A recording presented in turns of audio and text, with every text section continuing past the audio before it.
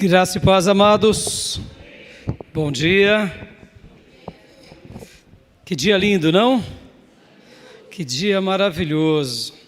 Quero dar as boas-vindas ao Gabriel, à Júlia. Quero dar as boas-vindas àqueles que nos acompanham também pelas redes sociais e a cada irmão aqui presente. E é natural que o nosso coração está bem apertadinho, não? Faltando tanta gente hoje, não, irmãos? Um dia tão lindo. Alguns irmãos me avisaram que não poderiam estar vindo, outras irmãs estão doentes, enfermas, mas o nosso coração fica apertado, né? Porque tantos bancos vazios, nossa irmã já orou, mas eu gostaria de orar mais uma vez, amém, meus irmãos? Se não fosse a evangelização, nós não precisaríamos pregar. Se Deus não nos mandasse, a gente ficaria aqui no nosso cafofo, né? Tão bom ficar com os irmãos, que a gente aprende a amar, a confiar. Mas a pergunta que fica é essa. Um dia estávamos aqui? Um dia estávamos onde, uma hora dessa? Quem sabe embriagados ainda, né? Por causa da noite anterior. Eu gostava muito de sair às noites. Principalmente de sexta e de sábado. Uma hora dessa, eu já tinha ido para a missa, estava ainda meio grogue ainda, porque eu ia para a missa mesmo, sabe, tontinho, eu ia. Porque o importante é fazer, né, a obrigação religiosa. Mas havia um vazio dentro do meu coração. Havia um vazio, e um dia uma pessoa pregou para mim. Aliás, muitas pessoas pregaram, mas uma pessoa pregou de uma forma especial. E aquele homem pregava, e ele não só pregava, mas ele vivia o Evangelho.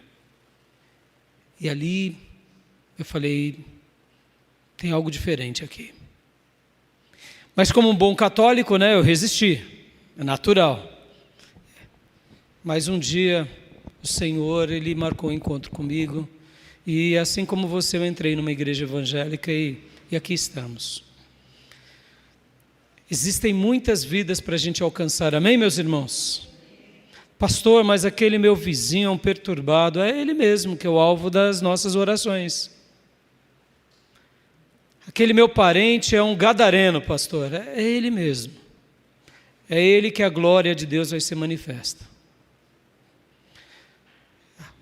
O ambiente da igreja ele é maravilhoso, porque a gente cresce em amizade, em confiança, em relacionamentos, e de repente vem pessoas cheias de vícios, cheias de carrapichos, carrapatos. Mas é assim mesmo, meus irmãos, a igreja existe para isso.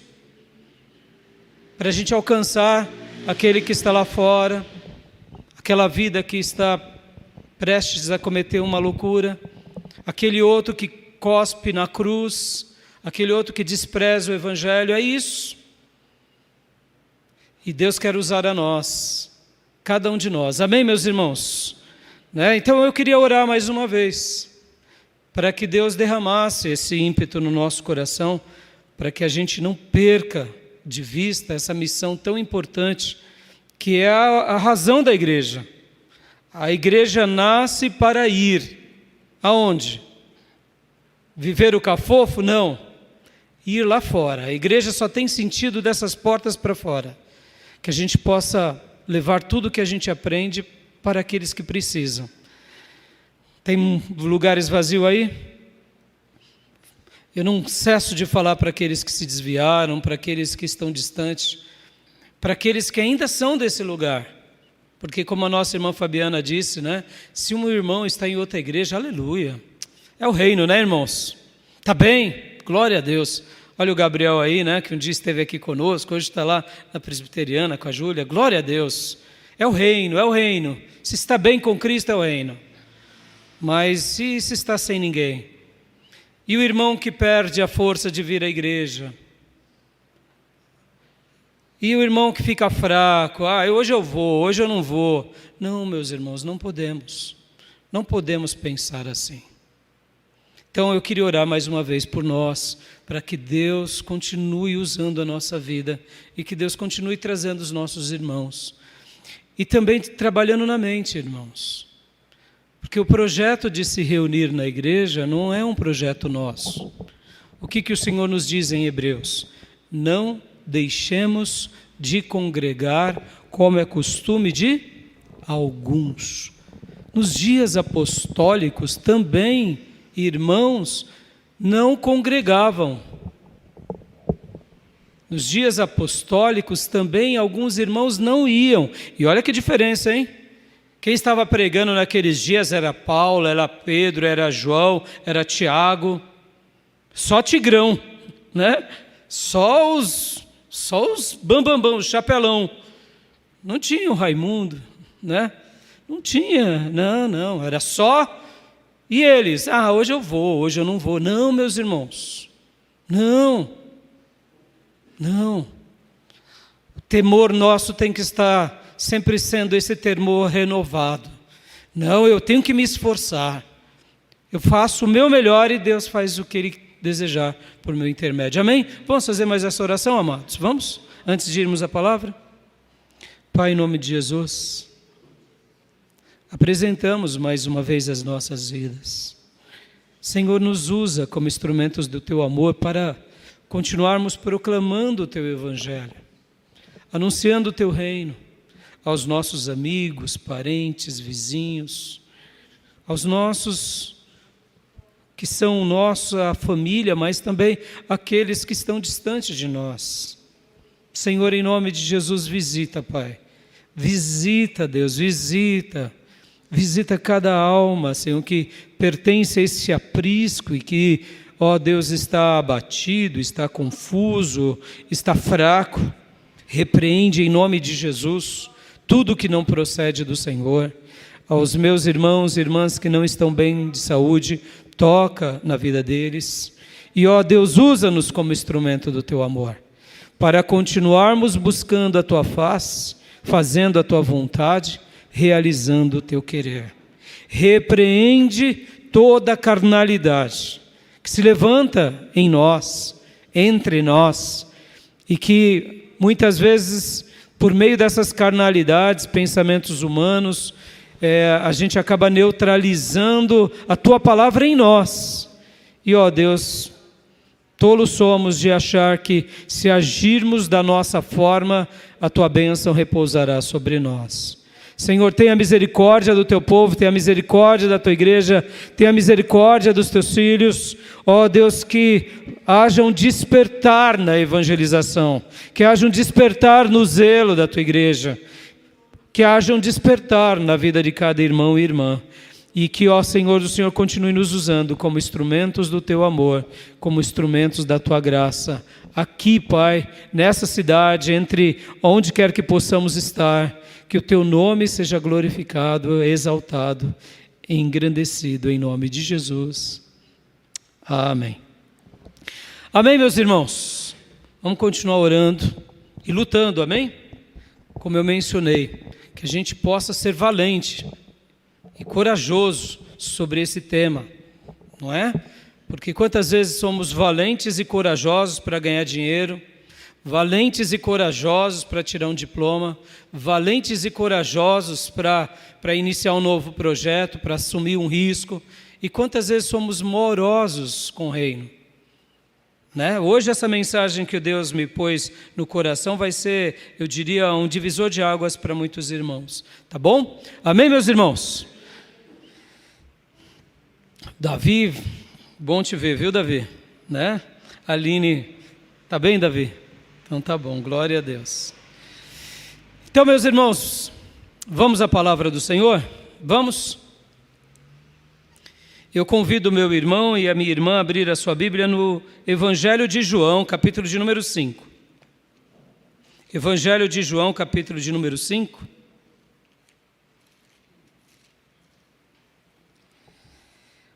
Iremos falar aqui sobre esse paralítico de 38 anos que foi curado ali no tanque de Betesda. No início da semana eu estava trabalhando sobre uma mensagem sobre Boaz, sobre Ruth, Noemi, e tudo mudou de última hora. E hoje eu estarei falando com vocês sobre isso, sobre o tanque de Betesda, mas em especial desse paralítico. Então eu convido você a abrir a sua Bíblia em João, nós estaremos lendo aqui alguns versículos. Nós estaremos lendo na versão NVI. Deixa eu fazer aqui um breve comentário, inclusive, antes de qualquer coisa, meus irmãos. Eu gosto muito da versão NVI, sempre gostei. Principalmente porque quem trouxe essa versão aqui para o Brasil e na língua portuguesa foi o Dr. Russell Shedd e o pastor Saião. São grandes nomes, grandes teólogos e grandes linguistas. Dr. Shedd é realmente alguém especial. Só que talvez a gente mude a versão, tá? Talvez a gente vai mudar a versão. Porque os tradutores da NVI, recentemente, para querer agradar alguns públicos e por causas e questões ideológicas, fizeram uma nova tradução em 2023 que está dando muito debate, muita polêmica. Então, para a gente evitar essas coisas, talvez a gente substitua, tá bom? E eu vou precisar muito do auxílio do nosso querido professor Fabiano, que ama o hebraico e o grego, para que a gente possa estar adaptando. Temos excelentes versões, irmãos, excelentes. Revista e atualizada, corrigida, revista fiel, excelentes, King James. Eu gosto de usar a NVI porque ela tem essa correspondência de uma leitura mais clara para aquela pessoa pelo qual queremos evangelizar. Mas em virtude dessas questões, infelizmente, talvez a gente faça essa alteração, tá bom? Tudo bem? Tá joia? Depois, nos estudos, eu esclareço melhor os irmãos, tá bom? Eu esclareço melhor e quem quiser alguma dúvida, me procure no final do culto ou nas redes sociais sobre isso. Vamos então aqui, meus irmãos, ao texto pelo qual hoje eu quero trabalhar com vocês. Evangelho de João, capítulo de número 5, do versículo de número 1 em diante. Quero ler com vocês essa porção. Todos acharam? Algum tempo depois, Jesus subiu a Jerusalém para uma festa dos judeus. Há em Jerusalém, perto da porta das ovelhas, um tanque, em aramaico, é chamado Betesda, tendo 5 entradas em volta. Ali costumava ficar grande número de pessoas doentes e inválidas, cegos, mancos e paralíticos. Eles esperavam movimento nas águas. De vez em quando descia um anjo do Senhor e agitava as águas. O primeiro que entrasse no tanque, depois de agitadas as águas, era curado de qualquer doença que tivesse. Um dos que estavam ali era paralítico, fazia 38 anos. Quando o viu deitado e soube que ele vivia naquele estado durante tanto tempo, Jesus lhes perguntou: você quer ser curado? Disse o paralítico: Senhor, não tenho ninguém que me ajude a entrar no tanque quando a água é agitada. Enquanto estou tentando entrar, outro chega antes de mim. Então Jesus lhes disse: levante-se, pegue a sua maca e ande. Imediatamente o homem ficou curado, pegou a maca e começou a andar.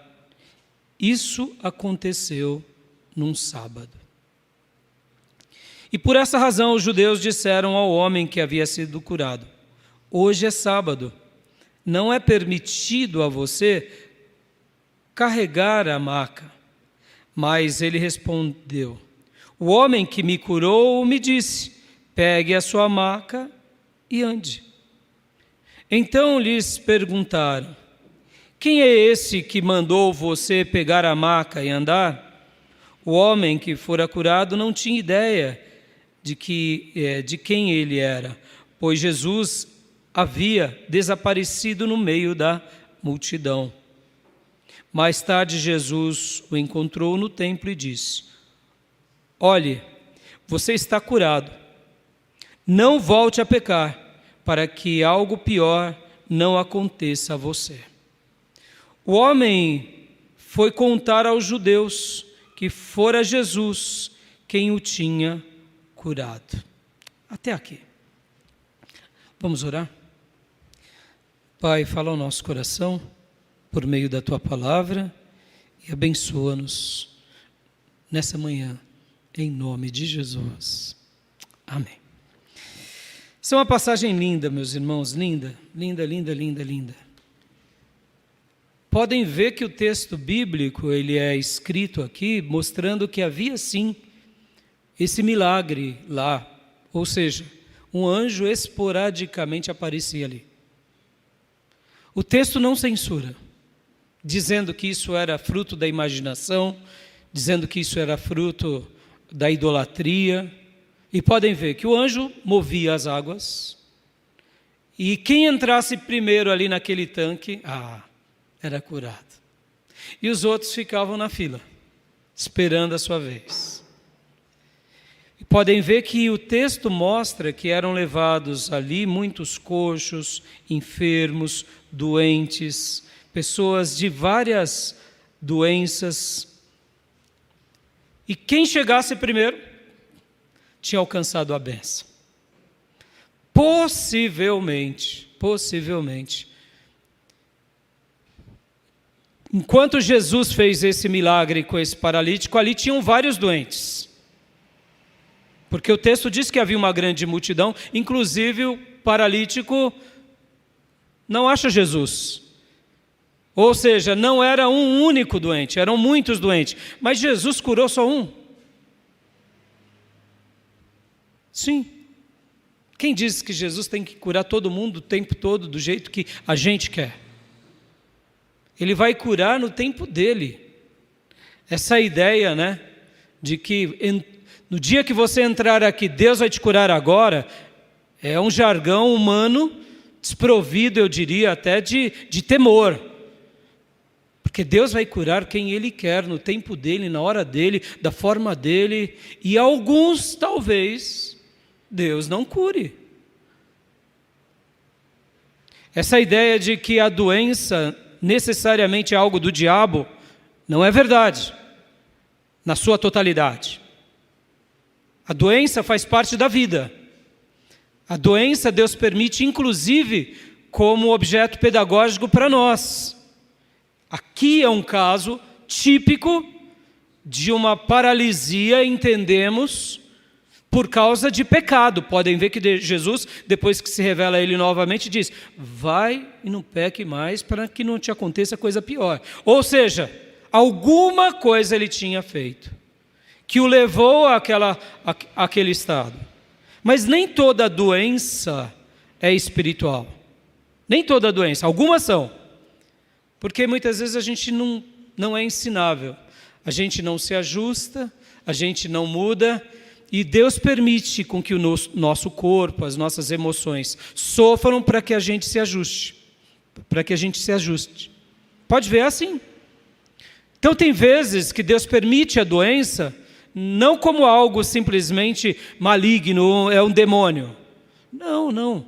Agora, existem situações que demônios levam pessoas a ficarem enfermas. Existem. E aqui, meus irmãos, é por isso que a gente tem que fazer uma leitura completa da Bíblia.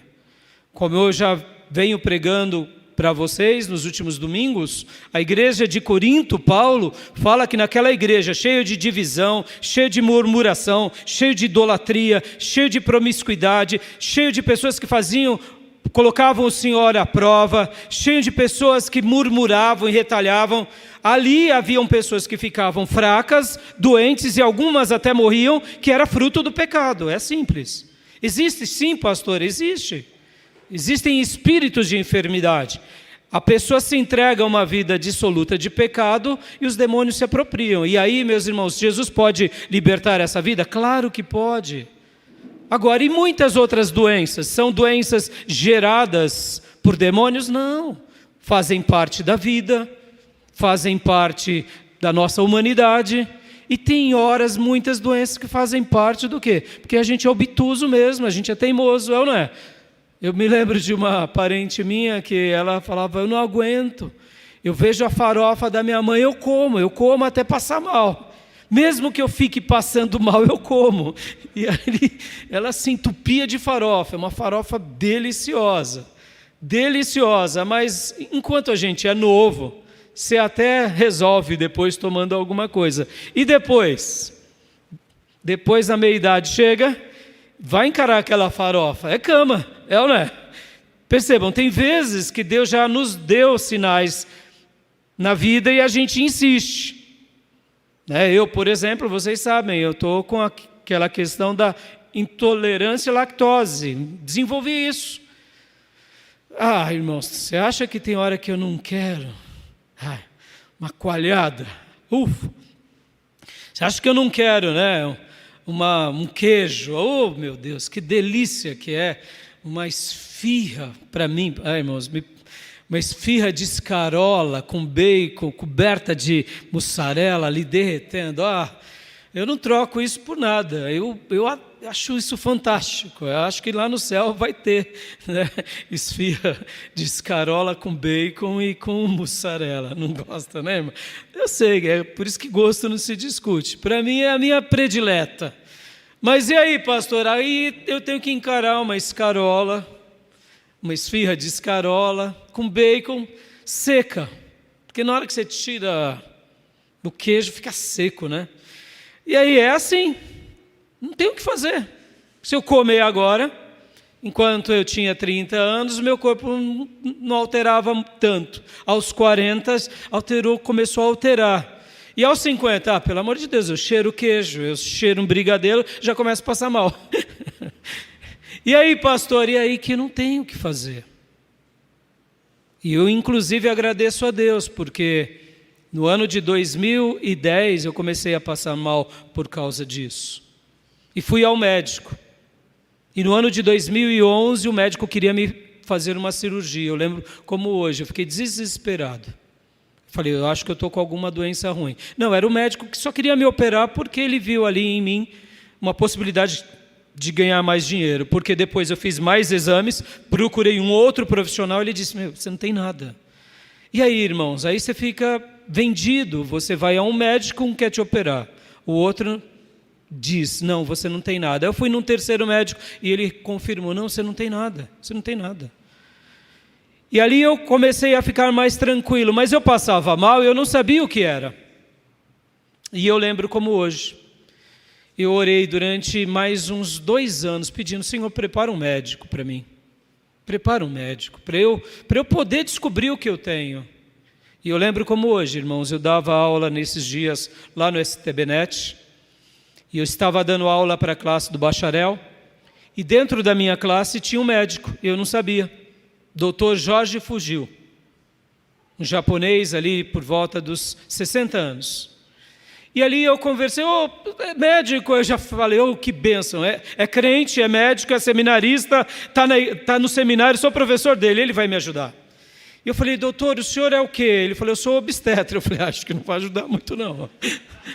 Obstetra. Aí ele, mas agora eu estou trabalhando com homeopatia. Eu falei, aí já mudou um pouco. Doutor, eu estou com um problema, eu estou orando, eu preciso que o senhor me indique um profissional de confiança. Fui no médico, ele quer me cortar. Fui no outro, ele quer me esquartejar. Aí outros disseram que eu não tenho nada. Mas eu passo mal, eu não sei o que é. E aí eu estou... E homem, irmãos, homem doente é o quê? Homem doente vira o quê? Pior que uma criança. Né? Homem doente fica... Um resfriado mata o homem. Dor de barriga acaba com o homem. Nessas horas as mulheres são valentes. O homem é fraco para isso, né? E eu lembro que eu falei, doutor, eu preciso da sua ajuda. E eu perguntei onde ele atendia em Jundiaí. Eu falei, eu vou lá em Jundiaí então. E aí ele falou, não, pastor, eu vou te atender aqui. Eu falei, não, doutor, eu não quero te incomodar. Ali, eu lembro como hoje, no intervalo entre uma aula e outra, ali a gente conversou e depois, no intervalo maior, ele me atendeu. Ele me deu 3 indicações, 3. Ele falou, pastor, o senhor toma leite? Eu falei, tomo. Muito leite? Eu falei, acho que não. O senhor consome muito leite? Eu falei, não. Tomo um copo de leite de manhã, uma vez ou outra à noite, né? Mas o senhor toma Danone? Então tomo. O senhor come requeijão? Eu como. Manteiga? Eu como. Bolo? Pastor, o senhor consome muito leite. Eu falei, doutor. E agora? Ele falou, então, primeira coisa, elimina o leite. O leite está dando muita inflamação. Sério mesmo, doutor? Não é a pimenta? Eu achava que era pimenta, irmãos, o mal. Não, tira o leite. Segunda coisa, o senhor faz exercício? Eu falei, doutor, eu estou preguiçoso. Então, a partir de agora, o senhor vai fazer. O senhor não está pedindo ajuda? O senhor não disse que estava orando? Eu falei, tá bom, doutor. Irmãos, quando você é colocado, né, ali no paredão, você aceita. E outra, irmãos, imagina, eu estava orando há tanto tempo pedindo ajuda. Pedindo, Deus, prepara alguém. Eu ia imaginar que o meu aluno era um médico. E ali eu falei, tá bom, doutor, a partir de hoje, o vagabundo vai sair daqui desse corpo. O vagabundo vai embora desse corpo. Não tem jeito. E terceira coisa, ele falou, você vai tomar esse remedinho de homeopatia, que vai ser bem para o teu intestino, etc. e tal. Na semana seguinte, meus irmãos, dei um abraço naquele homem. Falei, doutor, parece que foi tirado na mão. O senhor ficou sem leite algum, doutor? Eu falei, fiquei. Sem derivados nem nada. Foi como que toda a dor arrancasse com a mão. E o exercício, pastor? Eu falei, estou fazendo. Devagarzinho, todo dia um pouquinho, mas estou fazendo. E o remedinho? Estou tomando. Irmãos, a partir dali, foi uma mudança para mim. Então percebam, irmãos, tem vezes que a gente fica doente porque a gente força em algo que a gente não pode. E a gente ainda como crente fala para Deus, Deus, me cura. Mas é como se Deus estivesse falando, eu já te dei a cura. Pensa, filho. Pensa, filha. Eu já te dei a solução do problema. Essa história que a gente leu aqui é a história de alguém que diante dele já estava o milagre, já estava a cura. Mas dentro dele havia um problema. Guarde isso, irmãos. Hoje eu quero trabalhar sobre 2 palavras. 2 palavras. Extraordinário e ordinário. Extraordinário e o ordinário. Porque, misteriosamente, voltando ao texto aqui, Deus tinha permitido fazer com que ali, naquele tanque, que é o tanque de Betesda, ocorresse esse milagre. Deus tinha permitido com que ali, naquele lugar, acontecesse algo maravilhoso. Podem ver, meus irmãos, que aqui, nesse lugar chamado tanque de Betesda, que era a palavra, inclusive, Betesda, no hebraico, meus irmãos, olha que coisa linda. Belém, por exemplo, Belém, a cidade, né? O judeu, ele tem ele tem nomes bem típicos, por exemplo, né? É a casa do pão, não é padeiro.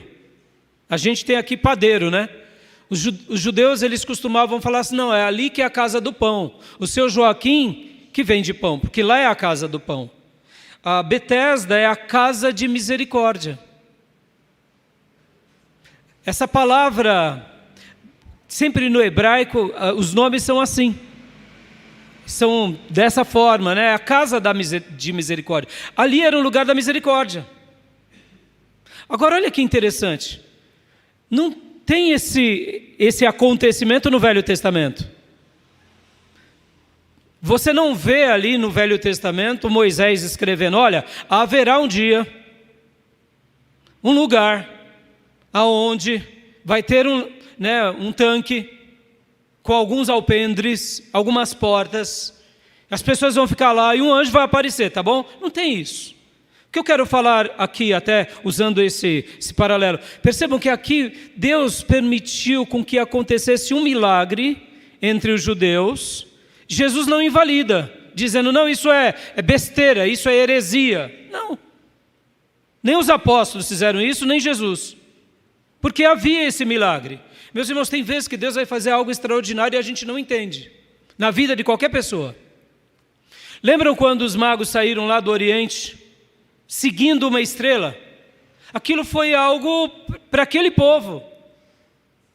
Possivelmente, o povo de Deus, quando foi levado cativo para a Babilônia, e depois eles ficam lá no Império Medo-Persa, receberam uma profecia, mas essa profecia foi para eles, de que um dia haveria uma estrela, e essa estrela apontaria o caminho até o nascimento do Salvador.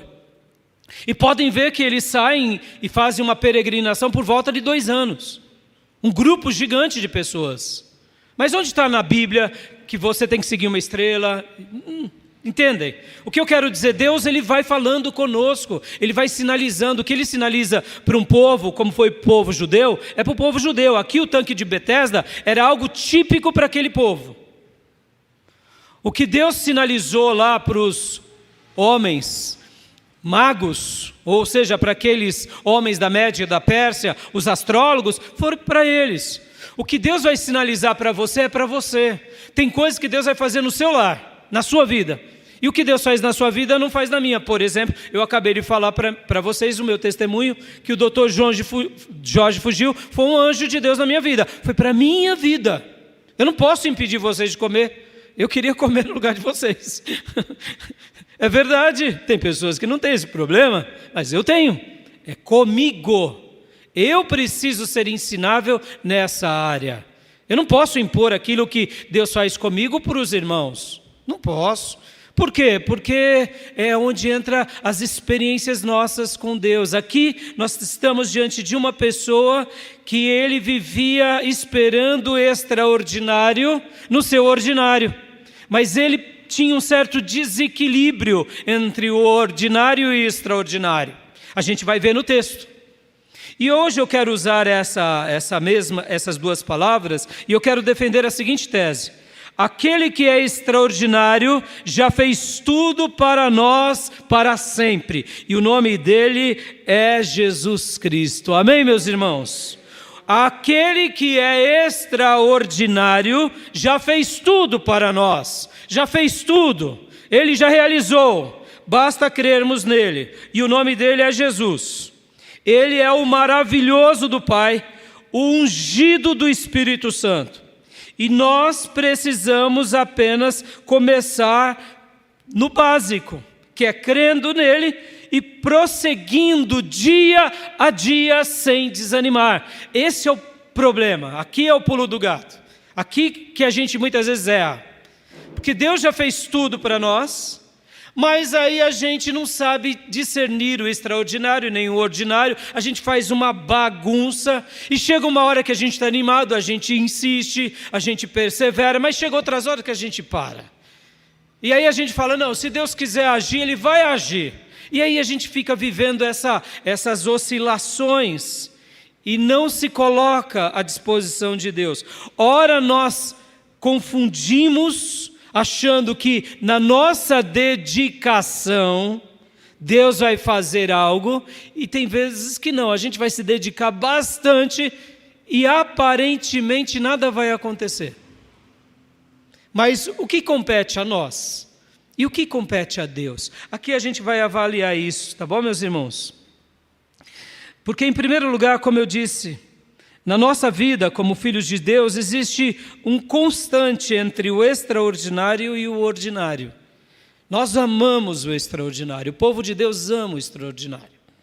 E aqui, deixa eu até dizer, que aqueles como nós, que viemos de uma linhagem avivada, uma linhagem renovada, ou como muitos chamam de pentecostal, a gente gosta muito do extraordinário.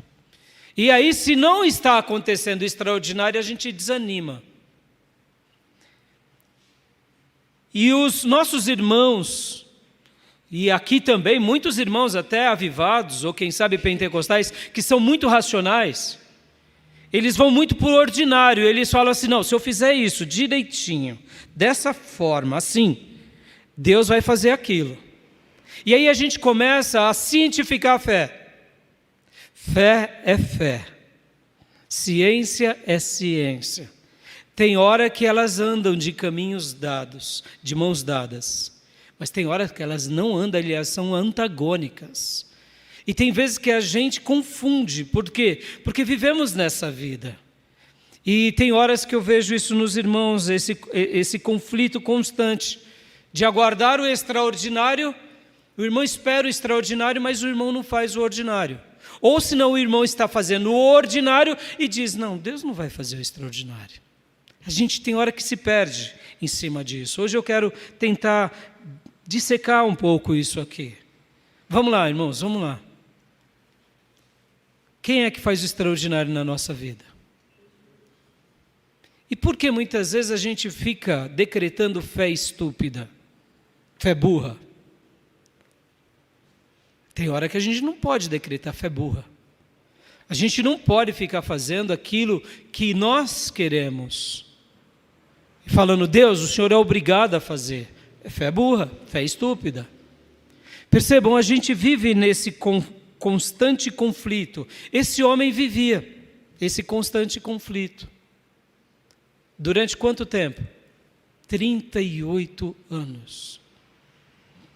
É possível a gente ter uma vida, eu diria, que a gente sofra durante muito tempo e Deus permita com que esse sofrimento se perdure e se arraste por tanto tempo? Sim, está aqui, meus irmãos.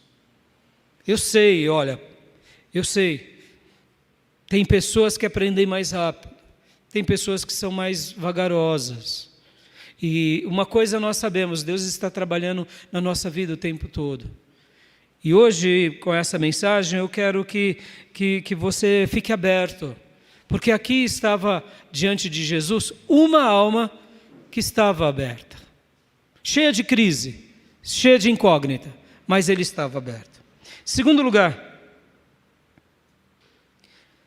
Jesus chega a esse paralítico e faz uma pergunta que eu quero acreditar que Jesus faz essa pergunta para nós o tempo todo. Qual é a pergunta?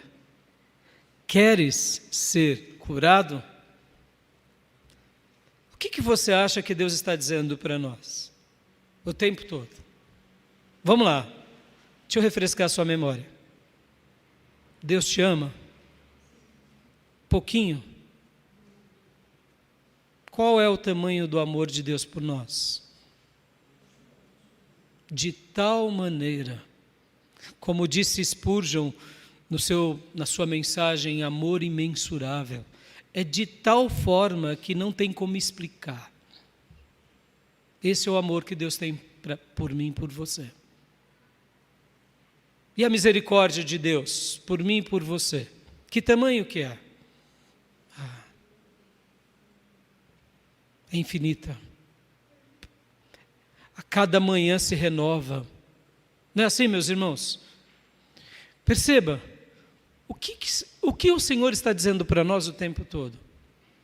Eu acredito que essas mesmas palavras ecoam dos lábios de Jesus por nós. Queres ser curado? Você quer ser abençoado um pouco mais, meu filho? Você quer crescer, minha filha? Eu não acredito que Jesus ele está lá no céu, quando a gente faz uma oração e a nossa oração chega diante de Deus, ele diz, não, estou cansado, fulano, deixa, ô Gabriel, não responde não leva a bênção para ela, não, tenho outras coisas para fazer. É assim que ele age? A gente poderia agir assim, não é? Se nós fôssemos Jesus. A gente talvez falaria, não, fulano cuspiu na cruz, o Beltrano me ofendeu. A gente talvez agiria assim. Graças a Deus que nós não somos Deus. Não é verdade, irmãos? A gente é tão pequenininho, né? Lembra dos apóstolos diante dos samaritanos? Senhor, quer que eu ore mandando fogo do céu? Não é assim? A gente é assim, a gente é dessa natureza. Qualquer coisa a gente já pede para vir fogo do céu. Aí se o Senhor diz assim, mas eu vou queimar você. Não, Senhor, para. Eu não, o samaritano pode. Né? A gente age mais ou menos assim. Então, o que o Senhor está dizendo para nós o tempo todo? Eu tenho algo a realizar na tua vida. Eu tenho algo melhor para você. Eu tenho cura para te dar. Eu tenho crescimento para te dar. Crescimento espiritual. Eu tenho uma palavra nova para você, para te revigorar as forças, para você sair da monotonia. Meus irmãos, a monotonia, ela tem hora que atrapalha. A gente vive no automático, é ruim. Mas eu quero acreditar que Jesus, Ele quer nos ajudar naquilo que é automático. E aquelas pessoas que vivem muitas vezes derrapando nos seus temperamentos, nos seus gênios, e diz, não tem jeito, já nasci assim, vou morrer assim. Você acha que Jesus está dizendo lá do céu, é verdade, não tem jeito, é isso? Ou você acha que Ele está dizendo, não, eu quero te transformar. Eu transformei um Moisés de assassino e fiz dele um profeta. Eu transformei um Abraão, que era possivelmente um idólatra, isso possivelmente é nosso, né? Que era um pecador. Abraão era um gentio, meus irmãos. E aos 75 anos ele se tornou pai de numerosas nações. Eu transformei um Jacó, um espertalhão que vivia na minha casa, mas não tinha relacionamento comigo, e eu fiz dele agora um homem que luta com Deus e com os homens e vence. O que Deus tem para nós, meus irmãos? Olha, meus irmãos, eu ouso e afirmo, quase como uma profecia autoanunciada, Deus tem algo bom, algo extraordinário e o melhor para nós, em cada momento da nossa vida, nos momentos doces e nos adversos. Porque, irmãos, vamos imaginar aqui, ainda nesse segundo ponto, porque Jesus disse para ele, queres ser curado? O sofrimento desse homem foi quase um deserto, foi ou não foi? 38 anos, o povo ficou no deserto 40 anos, mas aí, vamos lá, talvez você está no seu deserto, e talvez você só está olhando ali, né, peçonhentas, escorpião, né, a areia quente durante o dia do sol escaldante e a areia fria da noite gélida, e você está falando assim, tá, eu estou nesse deserto. Tá, eu te digo, você pode até estar num deserto que nem ele, mas se você estiver em comunhão com Deus de verdade, aquela graça que era repousada sobre Moisés, sobre Arão, sobre Josué, sobre Calebe, vai estar sobre você. Amém, meus irmãos? Você não verá como povo o maná e será ingrato. Você verá o maná como uma bênção. Perceba, o povo estava no deserto e alguns apenas valorizavam a glória de Deus. Os outros estavam perdidos com eles mesmos. Ou seja, podemos estar vivendo um deserto, porque não importa, como alguém já disse, o chão que eu piso ou o lugar que eu vou. O que importa é o céu que está sobre nós. Quando eu entendo isso, tudo muda. Esse homem foi o grande dia da vida dele, ali no tanque das misericórdias. A grande misericórdia veio até ele. E a grande misericórdia fez uma pergunta, que agora eu quero entrar no meu terceiro ponto, que é aqui o grande problema que a gente se perde o tempo todo. Porque naquela ocasião ele disse, você quer ser curado? Em terceiro lugar, eu quero ir aqui, esse terceiro ponto, perguntando, será que realmente queremos a cura de Deus? Será que queremos realmente aquilo que é vontade de Deus para nós? Deixa eu te ensinar uma coisa, pare de lutar contra Deus. Lembra de Paulo quando ele estava indo a caminho de Damasco, possivelmente num cavalo, porque é um trajeto bem longo, e o Senhor aparece a ele na luz do meio-dia, e ele cai possivelmente do cavalo, estava a pé, ele cai, de fato. A Bíblia vai mencionar que ele cai. E ali o Senhor fala e apresenta-se a Paulo e diz: dura coisa é você lutar contra mim. Dura coisa é você resistir a mim. Quantas são as vezes, meus irmãos, que a gente está resistindo ao Senhor? Muitas vezes Deus já vem falando para você: para de ir para o tanque de Betesda. Porque notem, esse homem aqui, ele ia para lá querendo alguma coisa, mas na realidade onde estava o problema dele? E percebam que havia um problema dentro dele. Guarde essa frase: o maior dos problemas não está fora de nós, está dentro de nós. O tempo todo, meus irmãos, o tempo todo, o problema está dentro de nós. Eu ouso e afirmo, 95, 99% das vezes, o problema está dentro de nós. Deus muitas vezes não faz algo fora de nós, porque senão aí a gente se perde mais. Ele precisa realizar algo dentro de nós.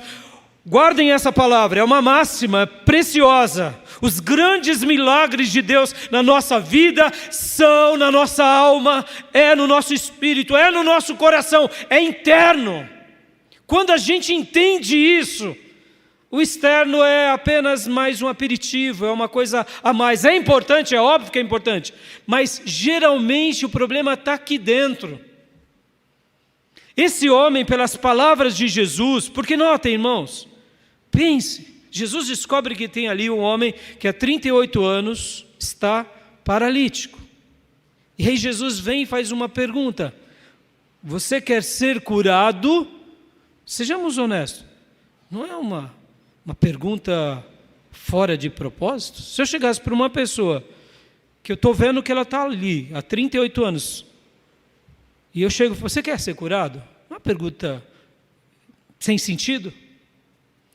É sem sentido quando ouvimos e não conhecemos a história e muito menos o coração. Mas faz todo sentido aquele que conhece todos os corações perguntar para aquele homem. Porque antes de Deus curar aquele corpo físico, Deus precisava curar aquela mente. O problema desse homem era na mente. Era na mente. Percebam que nas palavras de Jesus, Jesus está querendo despertar ele a uma nova consciência, a uma nova disposição mental. Esse é o grande problema. Muitas vezes a gente quer algo externo, mas a gente não quer mudar aqui dentro. Aqui dentro. Alguém já disse, irmãos, que muitos irão para o inferno por causa de 20 centímetros. 20 centímetros. Ou seja, partirão rumo ao céu, baterão na trave e cairão lá para o lago do fogo e enxofre de Satanás. Aí você fala: mas pastor, por que 20 centímetros? É a distância entre o cérebro e o coração. Entendem, compreendem, sabem, mas não creem de todo o coração. Estão entendendo? Esse homem aqui, o problema estava dentro dele. O problema estava na alma dele, no sentido assim, ele se prendia à sua doença, quem sabe aqui fazendo dessa doença um objeto da atenção de todos, da atenção dos parentes, da atenção dos amigos. Muitas pessoas têm um problema dentro delas, então elas vivem aquele problema, e elas até demonstram para os outros aquele problema, mas na realidade o problema já estaria resolvido se ele mudasse a mente, se ele mudasse essas perspectivas. E quem é que pode mudar isso em nós, meus irmãos? É aquele que é maravilhoso. E hoje ele nos pergunta: você quer ser curado? Você quer ser curada? Porque, irmãos, aqui essa doença, antes de ser física e ser um amuleto, era interior. Era interior. Era interior no coração dele, na mente dele. E aonde ele falhava, meus irmãos? Ele falhava porque ele fazia dessa dor ali aquele momento onde muitos notavam que ele era um paralítico. Deixa eu te dizer aqui, irmãos, para algumas pessoas, a pior coisa que pode acontecer é a cura, sabia? Porque no dia que ele for curado, ele vai ter que trabalhar. Ele vai ter que sair de casa, vai ter que fazer as coisas. Essa mulher vai ter que enfrentar a vida. É verdade. Então, enquanto ela ou ele se auto-vitima com os seus problemas, ele chama a atenção do marido, da filha, do filho, do neto, do pastor, da igreja. É verdade. Porque na auto-vitimação, a gente se compadece. Vamos falar, irmão, você está mentindo. Você não vai fazer isso com o irmão. Ô irmã, para de pensar assim. Aí a pessoa vai falar, você está me ofendendo. Percebam, para algumas pessoas a pior coisa que pode acontecer é a cura. Porque ela deixa de ser o centro das atenções. Eu me lembro que eu conversava com uma irmã sobre parentes dessa irmã, em que essa irmã ela vivia de uma certa forma até normal, mas 5 minutos antes do marido chegar, ela já começava a ficar doente. Porque aí quando o marido chega, ela fala, hoje eu estou ruim, e aí começava a passar mal. Era o marido chegar. Aí ela, minha cabeça, minha não sei o quê, e o marido ia lá, tá bem, meu bem, tá bem, meu bem, tá bem, meu bem. E aí ela ficava sendo levada no colo para cá e para lá. Essa irmã não quer a cura. Porque no dia em que realmente ela fala, não, eu preciso caminhar com a minha própria perna. Perceba, irmãos, eu sei, eu não estou aqui querendo julgar ninguém. Isso acontece na vida de muitas pessoas, a gente nem imagina que está acontecendo. Eu me lembro que o meu professor de psicologia no seminário me ensinou algo que foi para mim assim um divisor de águas. Vou contar o que é. Percebam, tem pessoas que na escola, por exemplo, no trabalho, chegando, não é? E aí? Não é assim? Aí tem hora que isso incomoda, né? Pelo menos para mim, sempre isso me incomodou. Fulano não é tão estabanado. Ou é na escola, ou é no trabalho, ou é entre os parentes, né? Chega aquele tio chato, já começa a fazer gracinha com as crianças, bagunçar no cabelo, e destempera tudo. Ele é o centro das atenções. Aí você fala assim, por que algumas pessoas agem assim? Aí meu professor de psicologia, ele falava assim, que muitas pessoas que fazem isso, me entendo, não são todas, tá? É um gesto de uma carência. Ele cresceu sem ser afirmado, sem ser amado, então ele precisa chamar a atenção. E aí ele chama a atenção. E aí ele chega na escola e ele começa a ofender, a arrumar briga, porque fale mal, fale bem, fale de mim, eu estou sendo atenção. Meio que político, sabe aquela... É verdade, pode ver. Tem pessoas que fazem isso. Ela precisa chamar a atenção. Há um pavão, né? O pavão, onde a pessoa chega, arma o pavão. Por quê? É uma criação. Quem sabe realmente não foi amada por um pai, por uma mãe, é um filho que foi desprezado, cresceu em vários lares, como órfão, e aí ele aprendeu a se defender, que aí ele se impondo, ele destaca na maioria, é como se ele dissesse, eu existo, e aí essa pessoa se converte, e aí na igreja é o pavão da igreja, não é? Podem ver, e tem hora que incomoda os pavão, tal, né? Mas são pessoas que precisam se descobrir, por quê? Porque muitas vezes não se sentiram amados na vida. E aí essa pessoa, quando ela tem consciência de tudo isso, perceba, mais uma vez, olhos de vocês nos meus olhos, consciência. Deus me ama. Eu não preciso chamar a atenção de ninguém. Deus me perdoa. Eu não preciso demonstrar nada para ninguém. Outro detalhe, meus irmãos, perceba, a nossa sociedade, um outro pensamento que nos adoece por dentro. As pessoas nos valorizam pelo que somos ou pelo que temos?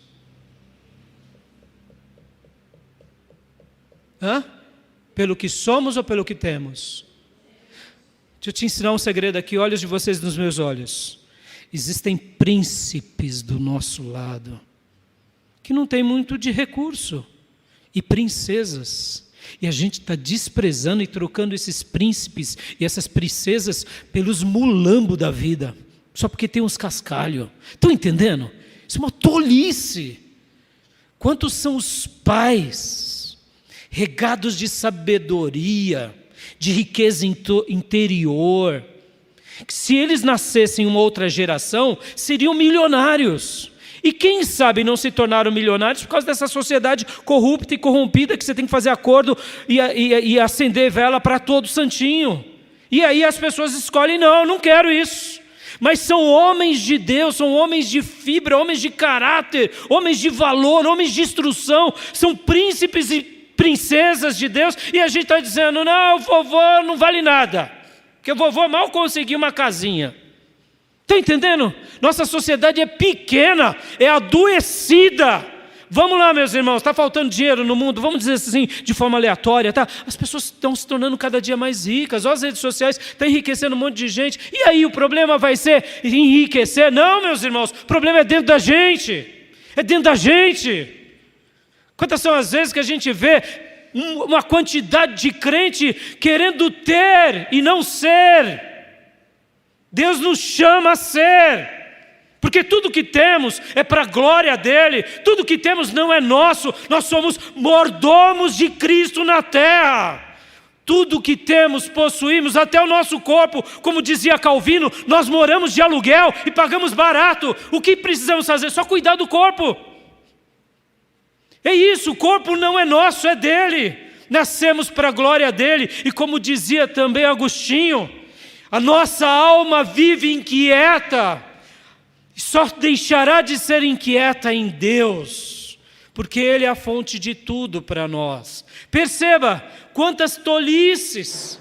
A gente segue alguns pastores porque eles estão na mídia e desprezamos príncipes de Deus que conduzem a nossa alma só porque não tem projeção.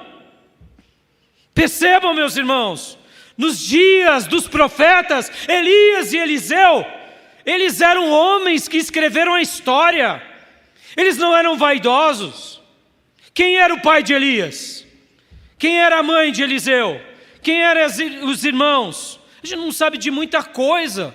Se não fosse o profeta Jeremias, um outro profeta que era sacerdote, que foi separado para ser profeta, registrar aquelas histórias, a gente não saberia. Quantos são os príncipes de Deus nessa terra que não são valorizados? Nós não poderíamos tratar essas pessoas assim. As irmãs que são piedosas dentro da igreja, que são exemplo. E a gente muitas vezes não dá ouvido. Por quê? Porque é uma tiazinha, é irmã do coque, ela só ora. Meus irmãos, ela ora e ela é piedosa, ela é exemplo. E as irmãs mais novas estão dando ouvido para as bobinhas aí da mídia. Irmãos, a gente precisa reposicionar nossa mente. É aqui dentro. Valorizar o que realmente importa. É o temor, é a fé, é uma vida de abnegação, de zelo, é uma vida de renúncia. Esse homem aqui foi perguntado por Jesus: você realmente quer ser curado? O Senhor está perguntando para nós hoje: você realmente quer ser curado? E ele aqui, meus irmãos, o texto bíblico vai dizer que ele até tenta dar uma justificativa para Jesus. Senhor, não tem quem, né? Não tem quem me ajuda. Eu acho que, eu fico imaginando, né, Jesus dando uma risada tão doce para ele. Eu sou a misericórdia em pessoa.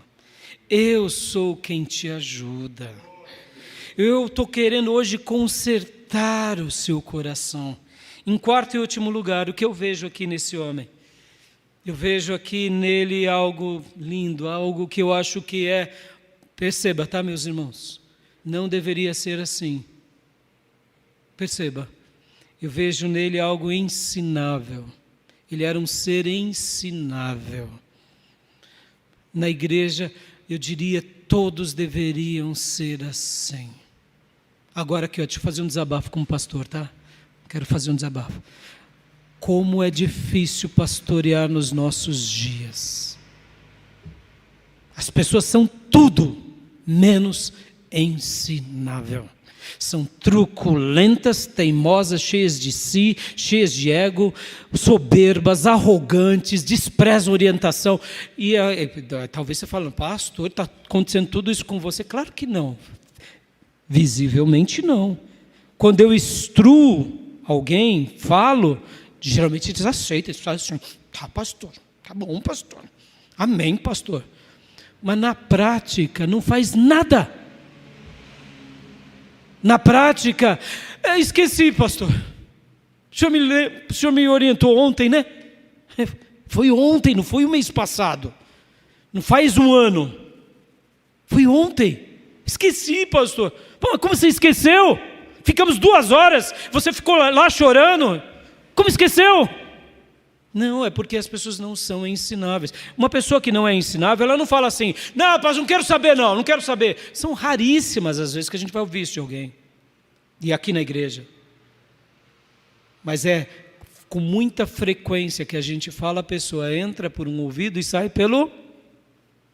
Aí eu te digo, filho, como que Jesus vai curar, vai nos curar se nós não somos ensináveis? Esse homem, ele era ensinável. Tinha um desajuste. Precisou de um tempo de 38 para aprender. 38 anos para aprender. Mas aprendeu? Aprendeu. Melhor se ele gastasse 1 ano? É claro que era. Mas Deus tem um projeto. E por isso que alguns obreiros chegam para mim e falam, pastor, fulano não muda. Eu falei, eu sei, filho, só estou orando e estou instruindo. Lembrem disso, o pastor, ele não muda as pessoas. Quem muda é aquele que é maravilhoso. A gente orienta, a gente fala. E o pastor também tem que ir ao encontro do maravilhoso. Eu também preciso ser ensinável. Irmãos, é fácil ser ensinável? Claro que não. Porque nós temos os nossos pressupostos, as nossas razões. E muitas vezes a gente aprende algumas coisas e a gente fala, eu estou certo, o outro está errado. Mas eu quero que hoje você não olhe para o pastor.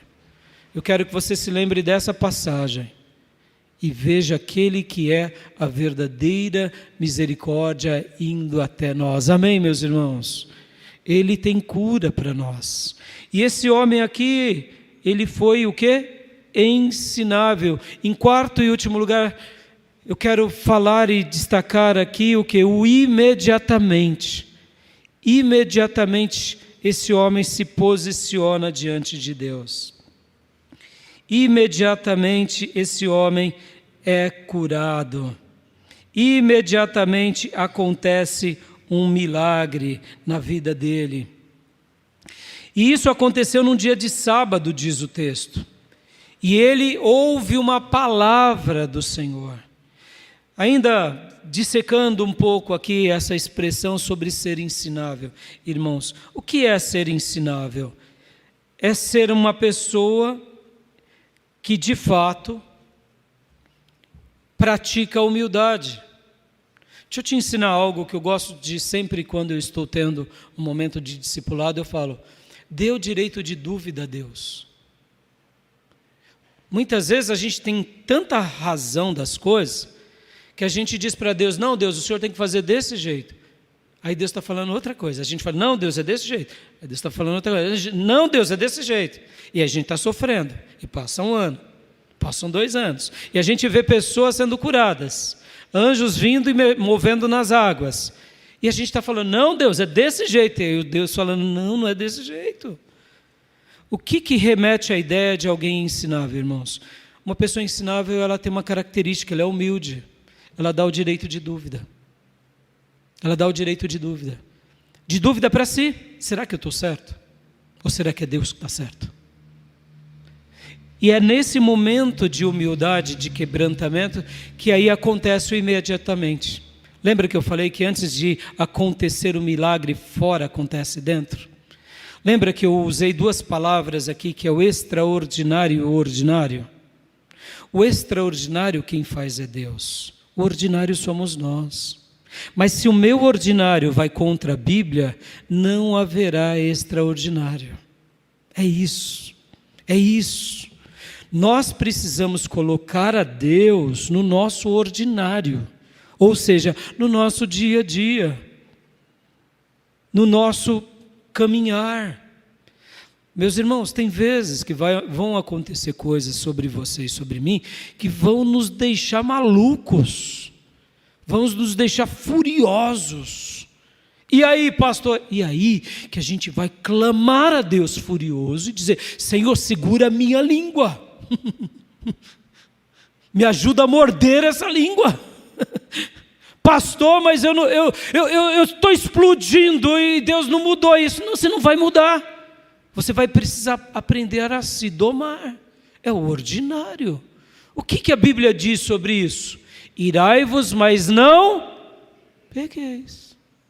É uma situação horrorosa que te deixa, sabe, em erupção. É o Krakatoa moderno.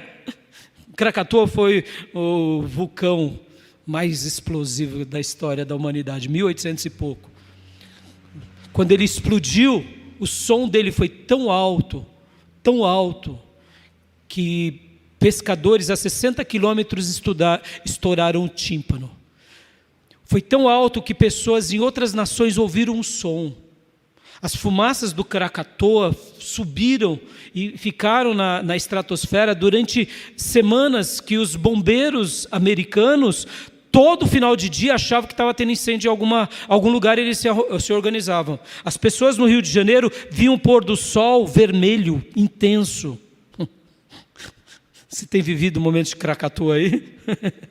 E aí, pastor, é o Krakatoa que está explodindo. Tá bom, bota o joelho no chão. É simples, não tem o que fazer. Porque se você soltar e emprestar a tua língua para a sua carne, o diabo vai deitar e rolar. E aí o diabo deitando e enrolando, você fugiu do ordinário. E quando a gente foge do ordinário, a gente não vê o extraordinário. Pastor, mas eu tive uma criação, eu fui traído, eu fui abandonado. Tá, eu entendo que de repente você tem viroses, é verdade, você tem uma baixa autoestima, a vida foi difícil para você. Você está abraçado na sua criação, no seu abandono. Não faz isso. Deixa de se auto-vitimar, solta essas viroses. Bota o teu joelho, se agarra nos pés do Nazareno. A misericórdia dele vai sacudir as águas da tua vida e você vai ser curado aqui dentro. E aí depois é só pegar a maca e andar imediatamente. Amém, meus irmãos? Para eu concluir aqui, a fé é isso. A fé é isso, é um posicionamento que eu tomo agora. Agora, é nesse instante. Vamos lá. O ordinário está com pecado? O dia a dia está vivendo em pecado? Para agora, filho. Para agora. Pecadinho e pecadão, qual é a diferença? Nenhuma, tudo é pecado. Cantares fala, cuidado com as raposas e as raposinhas. Pecadinho e pecadão. A raposinha de hoje, daqui a 3 meses será um raposão. Estão entendendo? 3 meses, já viu? Um pet... 3, 4 meses já está grandão. Ou seja, meus irmãos, muitas vezes o pecado está nos destruindo, um tipo de pecado. Pastor, eu não sei o que fazer. Sabe sim, está aqui, ó. O Senhor está dizendo para nós. Queres ser curado? É isso. É fé, é agora. É o que? Não, eu vou fazer o que Deus quer. Como? Como Deus quer. E quando eu começo? É agora. É agora. É agora, eu preciso reescrever a minha história. Eu preciso dar um passo agora. Por isso que eu amo o texto, meus irmãos, de Josué 3,5. Porque mudou a minha vida aquele texto. Eu estava vivendo alguns pecadinhos no meu coração, estava andando para trás. E ali um pastor leu esse texto numa classe. E aquele texto entrou no meu coração. Diz assim o texto: e disse Josué ao povo, santificai-vos, porque amanhã o Senhor fará maravilhas no meio de vós. Ou seja, você tem que tomar uma decisão. Lembra que eu disse, o extraordinário é Deus quem faz, nós fazemos o ordinário. Esse homem tomou uma decisão. Senhor, eu não tenho quem me leva. Mas Jesus estava contemplando o coração dele, coração ensinável. E aí o Senhor disse para ele a palavra que mudou a vida dele: pega a tua maca, pega a tua cama e anda. E o que ele fez? Ele agiu com miserê. Ai, Senhor, não dá, Senhor. Pegou, falou, avante. E aí vieram os religiosos, questionaram, ele disse, o homem que me curou, ele nem sabia o nome. Depois Jesus se apresenta para ele, e Jesus diz, vai, não peque mais, decisão, escolha, Na minha escolha é o meu ordinário. O que eu quero hoje, domingo, na casa do Pai? É o que eu vou querer hoje à noite na minha casa. É o que eu vou querer durante toda a semana no trabalho ou na escola. É isso que eu quero. Eu quero Deus o tempo todo, para sempre, e não vou voltar atrás. Coloca aquele que tem misericórdia diante de você e deixa Ele fazer o extraordinário. Amém? Que Deus realmente continue trabalhando nos nossos corações. Eu quero orar, pedindo que o Senhor mova as águas e que o misericordioso se revele para cada um de nós, a cada dia. Pai, muito obrigado, Senhor, por esse momento, por essa palavra, por essa história, por esse homem que era um paralítico e não é mais, que sofria de alguma coisa dentro dele e passou a ser resolvido todo o problema a partir daquele momento que creu em Ti. Senhor, nos ajuda na nossa caminhada, nos ajuda, Senhor. Tenha misericórdia de cada um de nós e tenha paciência conosco. Eu sei que o Senhor é paciente, mas nos faça compreender a Tua vontade e nos ajuda principalmente a tomarmos essas posições de fé, de Te seguir, de Te amar, de Te obedecer e de dar um passo em direção àquilo que o Senhor quer para nós. Senhor, muito obrigado. Muito obrigado porque o Senhor é a fonte de misericórdia que nos ajuda dia a dia, em cada instante. E aqui nos colocamos como esse paralítico diante do Senhor e pedimos: abençoa-nos, abençoa-nos, cure-nos em áreas em que precisamos e sabemos, e daquelas que nós nem notamos, sim, daquela que nós nem percebemos. Cure-nos, Pai, cure-nos com Teu amor, com a Tua misericórdia, com a Tua graça, porque sem Ti nós nada somos, nós nada fazemos, nós nada realizamos. Ó Deus bendito, nos ajude, nos ajude. Se alguma área da nossa vida nós nos agarramos na nossa razão, ou quem sabe na nossa teimosia, ou quem sabe na nossa soberba, ó Deus, arranca isso de nós, por favor, e que a Tua cura, que a Tua graça e a Tua misericórdia venha sobre as nossas vidas. Senhor, sobre o meu irmão, sobre a minha irmã, que precisa tanto de um milagre, eu Te peço, cure-as, cure-os. E assim como o Senhor realizou uma obra na vida desse paralítico, que o Senhor possa estar movendo as águas hoje aqui. Que o Senhor possa estar mudando as nossas mentes, sentimentos. Que no nosso ordinário nós possamos realmente fazer tudo o que o Senhor deseja. E confiar apenas em Ti. E descansar nos Teus braços. Porque o ordinário queremos consagrá-lo a Ti para que o Senhor faça em nós sempre algo extraordinário. Faça na nossa vida, Pai. Faça algo extraordinário. Na nossa vida pessoal, familiar, igreja local. É assim que eu oro, é assim que eu Te suplico, é assim que eu Te peço. Continue falando aos nossos corações, em nome de Jesus. Amém. Amém, meus irmãos. Que Deus continue falando aos nossos corações, tá bom? Mais uma vez, obrigado aí pelo Gabriel, pela namorada, obrigado. E mande o abraço ao pastor Rafael, né? Os irmãos da Igreja Presbiteriana aqui de Ferraz. E aos irmãos que vieram aqui também, mais uma vez, obrigado. E àqueles que nos acompanham nas redes sociais. E que Deus nos ajude dia a dia. Amém, meus irmãos? Quero dar a bênção apostólica. Que a graça do Senhor Jesus, que o amor de Deus Pai e as santas e eternas consolações do Espírito Santo de Deus estejam com todos vocês, agora e para sempre. Amém. Deus te abençoe, meu irmão, minha irmã. Pode se abraçar, dando um abraço bem apertado no irmão e na irmã. E aos nossos irmãos que nos acompanham nas redes sociais, um excelente domingo e que Deus te abençoe. Receba o nosso abraço apertado. Deus abençoe.